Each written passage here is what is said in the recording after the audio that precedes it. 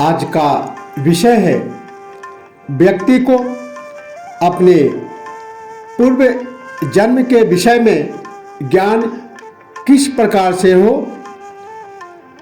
इसको बताते हुए महर्षि पतंजलि योग दर्शन विभूतिपाद सूत्र 18 में कहते हैं, संस्कार साक्षात करना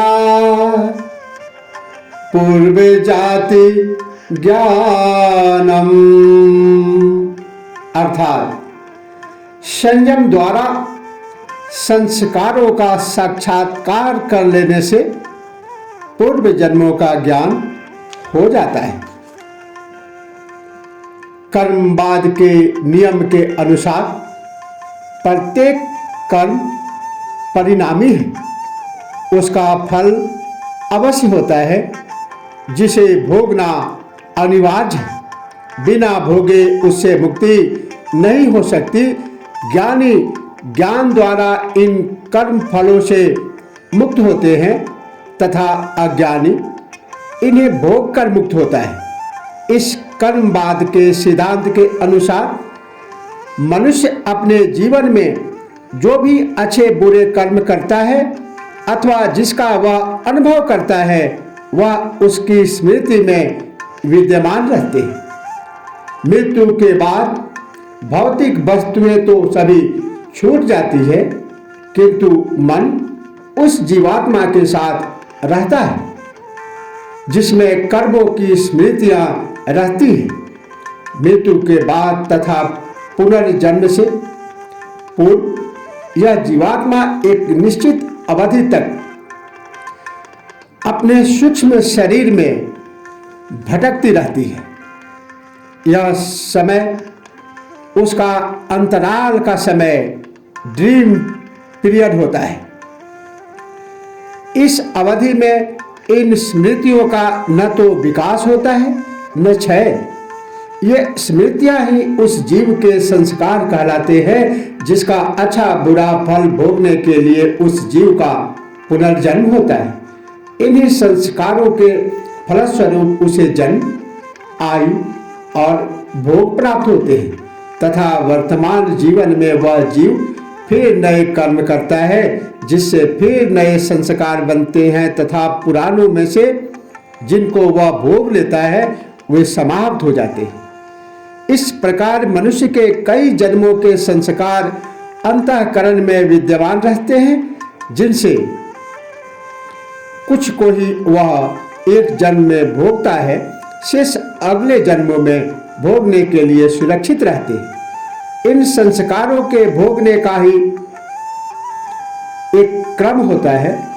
सृष्टि में सब कुछ क्रमबद्ध है तथा उसके विशिष्ट नियम है जिससे इस सृष्टि का विकास नियमबद्ध रूप से हुआ है तथा पूर्ण नियंत्रण एवं अनुशासन के साथ इसका संकलन हो रहा है।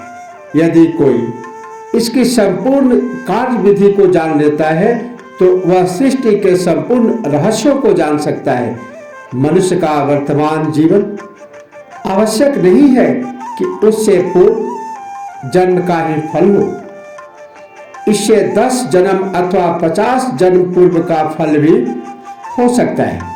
जो भोग इस जन्म में मनुष्य भोग रहा है वह हो सकता है इससे पूर्व हुए 50वें जन्म में किए गए कर्मों का फल भोग रहा हो।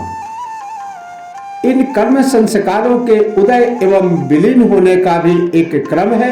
यह क्रम गणित जैसा नहीं है कि 1, 2, 3 आदि क्रम से ये उदित होते हो, बल्कि इन संस्कारों की तीव्रता तथा गहनता पर निर्भर है। योगी इन संस्कारों में संयम करके उनके क्रम को तथा तीव्रता को जान लेता है तथा यह भी जान लेता है कि ये संस्कार किस किस समय उदय तथा लय होते हैं।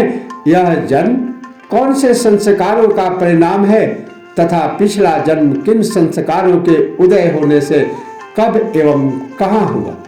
वर्तमान जीवन पूर्व जन्मों के संस्कारों का ही परिणाम है। योगी इन संस्कारों में संयम करके जान लेता है कि वे संस्कार पूर्व के किस जन्म के हैं। इन्हें जानकर वह उसके पूर्व जन्मों को जान लेता है। मनुष्य के वर्तमान जीवन के सभी कर्म, विचार, आचरण, रुचि आदि उसके पूर्व जन्मों के संस्कारों के ही कारण है। वर्तमान जीवन पूर्व जन्म के फलस्वरूप ही मिलता है। इसकी झलक उसके समस्त कर्मों व व्यवहारों में देखी जा सकती है। इसीलिए महर्षि पतंजलि ने धारणा, ध्यान, समाधि रूपी आत्म संयम के द्वारा यह विज्ञान प्रस्तुत करते हुए कहा, संस्कार साक्षात करणात् पूर्वे जाति ज्ञानम। संयम द्वारा संस्कारों का साक्षात्कार कर लेने से पूर्व जन्मों का ज्ञान हो जाता है। इसी के साथ ओम नमः शिवाय। जय श्री कृष्ण।